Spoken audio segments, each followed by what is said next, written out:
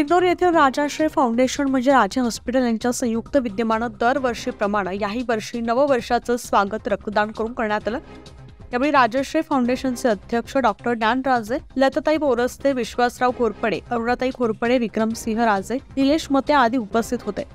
प्रथमतः मान्यवरांच्या हस्ते छत्रपती शिवाजी महाराज आणि धन्वंतरीचं पूजन आणि दीपप्रज्वलन मान्यवरांच्या हस्ते करून या रक्तदान शिबिराला सुरुवात करण्यात आली। यावेळी नागरिकांनी रक्तदान शिबिराला प्रतिसाद देऊन 40 रक्तदात्यांनी रक्तदान करून आपला सहभाग नोंदवलाय।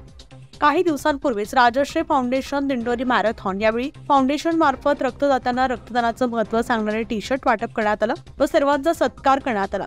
या प्रसंगी doctor Ganesh Pansode, doctor association अध्यक्ष doctor Mahajan, doctor Rajendra Varade, doctor Ravindra Dhawan, doctor Vilas Deshmukh, doctor Suhas Patil, Prakash Deshmukh, Dinesh Shinde, Dheeraj Kapadnis आदी उपस्थित होते।